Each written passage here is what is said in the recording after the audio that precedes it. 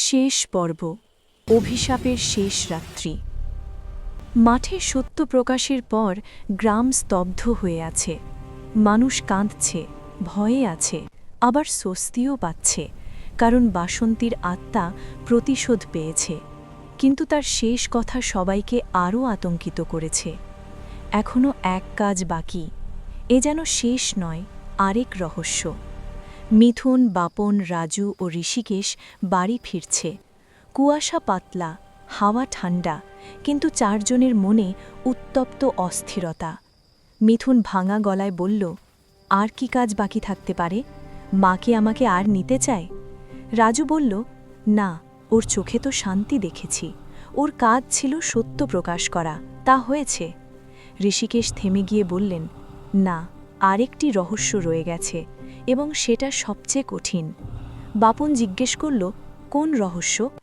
ঋষিকেশ বললেন, বাসন্তীর সন্তানকে বাঁচিয়ে রেখে গ্রাম জুড়ে লুকিয়ে রেখেছিল কে, এবং কেন সে নিজের জীবনের এত বড় ঝুঁকি নিল? চারজন নিঃশব্দে থেমে দাঁড়াল।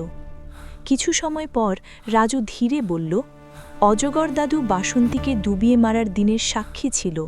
সে কেন সত্য লুকিয়ে গেছে? আর তার ঘরে কেন সেই শিশুর ছবি ছিল? ঋষিকেশ মাথা নেড়ে বললেন, কারণ শিশুটিকে সেদিন ভোরে পুকুরের ধারে ওই পেয়েছিল। বাসন্তীকে যখন জলে নামানো হয়, সে তখনও জীবিত ছিল। হয়তো শেষ শক্তিতে শিশুটিকে নিরাপদ দূরত্বে রেখেছিল। সবাই অবাক হয়ে গেল। ঋষিকেশ আরও বললেন, বাসন্তীর মৃত্যুর আগে শেষ কাজ ছিল সন্তানকে বাঁচানো। মিথুনের চোখে কান্না এসে গেল, কিন্তু ঋষিকেশের গলা আরও ভারী হল। অজগর দাদু শিশুটিকে বাঁচিয়েছিল, কিন্তু সে কোনোদিন সাহস করে বলেনি, কারণ যারা বাসন্তীকে মেরেছিল তারা তাকেও মেরে ফেলত। বাপন বলল, তাহলে সন্তানকে দত্তক দিয়ে দিল কেন? ঋষিকেশ বললেন, কারণ খুনিরা খুঁজছিল শিশুটিকে।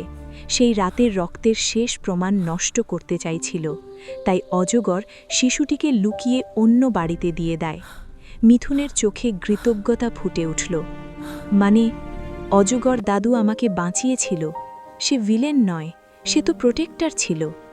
রাজু ধীরে বলল, তাই হয়তো মৃত্যুর দিনেও সে সেই গোপন ফটোগুলো কাছে রেখেছিল। ঋষিকেশ দীর্ঘশ্বাস ফেললেন, হ্যাঁ, কিন্তু এ গল্প এখানেই শেষ নয়। রাত গভীর হল। চারজন চুপচাপ পুকুরের দিকে ফের গেল। এখন শেষবার, কারণ সত্যের সমাপ্তি না হলে অভিশাপ যে কোনো সময়ে নতুন রূপ নেবে। পুকুরের জলে আজ কোনো ছায়া নেই। চাঁদের আলো পড়ছে শান্ত জলের উপর। ভয় নেই, কিন্তু গভীর বেদনাময় ভারী নীরবতা। মিথুন পুকুরের ধারে দাঁড়াল। সে ধীরে বলল, মা, আমি জানি তুমি সবসময় বাঁচাতে চেয়েছিলে। তোমাকে যারা মেরেছে তারা সত্য স্বীকার করেছে। আমরা সবাই তোমার সামনে মাথা নত করেছি। এখন তুমি শান্তিতে থাকো, আমায় বাঁচতে দাও, আমায় ক্ষমা করো। হাওয়া ধীরে বয়ে গেল। পুকুরের জলে ঢেউ খেলল, হালকা আলো উঠল। বাসন্তীর অবয়ব দেখা গেল। আগের মতো রক্তক্ষয়ী নয়, ভয়ঙ্কর নয়, বরং শান্ত, হাস্যোজ্জ্বল, মাতৃত্বময়। চুল পুলকিত বাতাসে উঠছে, তার কণ্ঠ নরম। তুই বাঁচ, তুই সুখে থাক, এটাই আমার শেষ ইচ্ছে। মিথুনের চোখে অশ্রু। রাজু, বাপন আর ঋষিকেশ চোখ নামিয়ে মাথা নত করল। বাসন্তীর অবয়ব মিলিয়ে যেতে যেতে বলল, কিন্তু স্মৃতি মুছে ফেলিস না।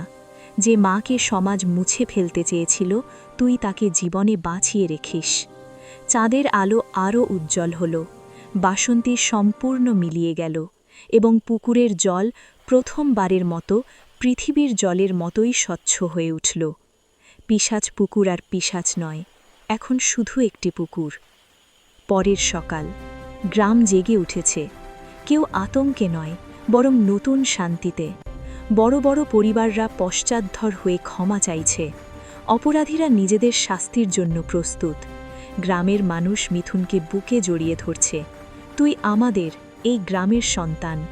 রাজুর চোখে জল, আমার বাবার ছায়া আর আমার উপর নেই, তুই আমার ভাই আজ থেকে। বাপন হাসল, ভূত মিটেছে, কিন্তু বন্ধুত্ব ভাঙবে না। ঋষিকেশ ক্লান্ত, কিন্তু চোখে শান্তি। যা শুরু হয়েছিল পাপ দিয়ে, শেষ হলো সত্য দিয়ে। একদিন পরে মিথুন পুকুরের ধারেই দাঁড়িয়ে আছে একা, তার চোখ স্থির, মুখে শান্ত হাসি। সে আস্তে বলল, মা, আমি বাঁচব, হাসব, ভালোবাসব, আমার প্রতিটি সুখ তোমার নামে। একটি হাওয়া এসে তার গায়ের ওপর দিয়ে বয়ে গেল, মনে হলো কেউ মায়ের হাতের মতো মাথা ছুঁয়ে গেল। এবং গল্প এখানেই শেষ। শেষ কথা, এক মা মরে যায়, কিন্তু মাতৃত্ব কখনো মরে না। পুকুর আর অভিশপ্ত নয়, কারণ ভালোবাসাই শেষ পর্যন্ত জয় করে।